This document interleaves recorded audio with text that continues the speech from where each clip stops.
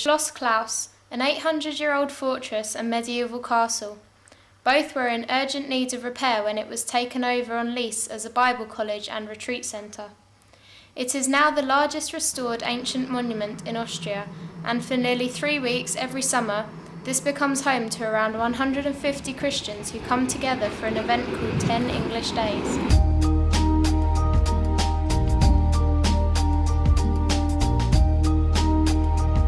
I saw this massive castle when I was walking on the hill. I was like, wow, that is a castle and a half.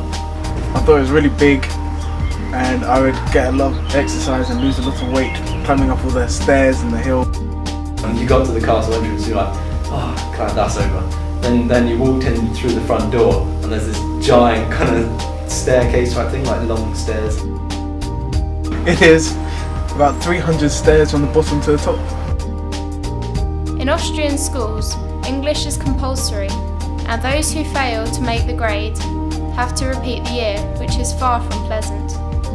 So to help the young people with their English, a holiday is organised every summer in the Schloss Klaus.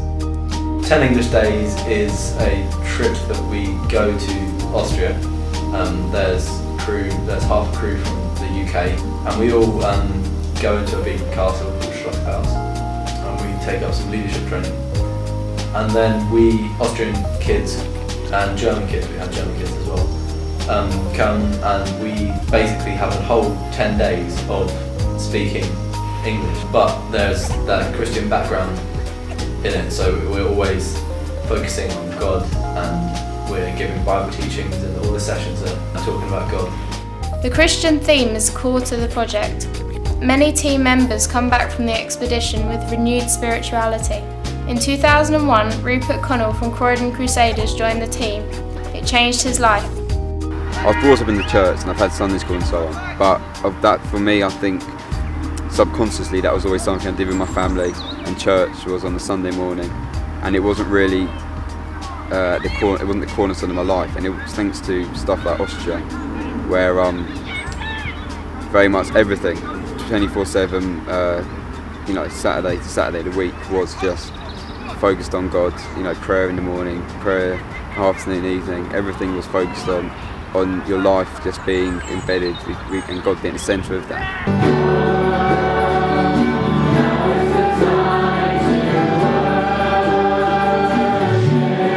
I was part of one of the worship groups, so I had to get up at 7 o'clock every morning for a 7:30 rehearsal. Then I ran a drama club for, I think it was 2 of the days. Then basically we just had to make everybody else enthusiastic and run about and look like we're enjoying ourselves, even though we're half asleep most of the time. I'd say that the good thing about Austria was it was very much for me like a foundation for my life, really.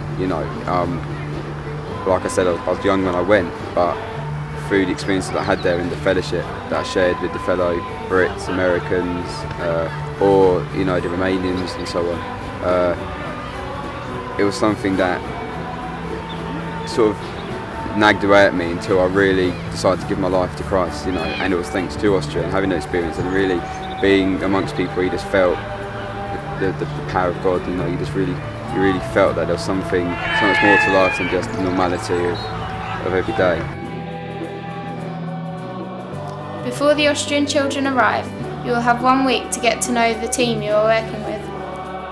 We were going around different towns in Austria using public transport to get there and basically being tourists.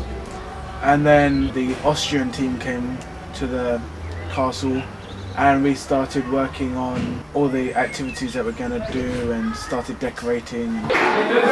Ready. Stefan Michi, that's cheating. What? No! Yeah, it is.